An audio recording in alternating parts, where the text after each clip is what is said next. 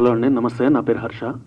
యాక్చువల్గా ఇట్లాంటి ప్రోగ్రాంలకి ఒక టెక్నీషియన్ని తీసుకొచ్చి మాట్లాడించడం అనేది జరగదు. బట్ ఇక్కడ ఫస్ట్ టైం అది జరుగుతోంది కాబట్టి నేను కూడా టెక్నీషియన్గా కాదు, ఒక ఆడియన్గా మాట్లాడదలుచుకున్నాను. రామానుజ అంటే మ్యాథమెటిషియన్, లేకపోతే రామానుజ అంటే ఒక గోత్రం, రామానుజ అంటే అదొక పేరుగా నిలిచిపోవడం కాదు, లేకపోతే రామానుజ అంటే అదొక స్టాచ్యూగా మిగిలిపోవడం కాదు, రామానుజ అంటే అదొక చరిత్రగా మిగలాలి అని చెప్పి సినిమా తీశారు. ఆ విధంగానే ఈ సినిమాని స్టెప్ బై స్టెప్ అంచెలంచెలుగా పైకి తీసుకెళ్లాలనే తపన సార్ది కనపడుతూనే ఉంది. మొదటి నుంచి మీరు చూస్తూనే ఉన్నారు. విజువల్గా కూడా ఒక్క చిన్న క్లిప్ తేడా వచ్చిన వదలండి. ఇవన్నీ మామూలుగా ఇన్ని అవతారాలు మీరు చూస్తారు, మాకు ఒక్క నరసింహస్వామి అవతారమే కనపడుతుంది, ఇంకేం కనపడదు థియేటర్లో. ఆ స్టూడియోలో కూర్చుని ఉన్నాము అంటే నరసింహస్వామి కనపడతాడు, ఇంకేం కనపడదు. Part of joke. ఇంకొక విషయం ఏంటంటేనండి,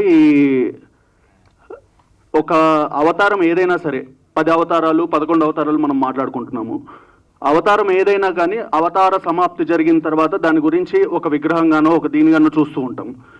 కానీ 1000 సంవత్సరాల తర్వాత కూడా పార్థివ దేహం అలాగే చెక్కు చెదరకుండా ఉన్న ఒక్క విగ్రహం రామానుజాచార్యులండి, భగవత్ రామానుజాచార్యులు. ఇది మీరు చిదంబరం శ్రీరంగం టెంపుల్లో వెళ్ళి చూసి డైరెక్ట్ టచ్ చేసి దాన్ని మీరు అనుభూతి పొందొచ్చు.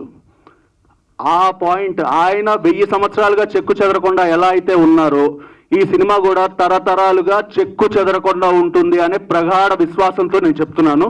100% బ్లాక్ బాస్టర్ బొమ్మ, దుమ్ము లేచిపోద్ది. 12వ తారీఖు చూడండి.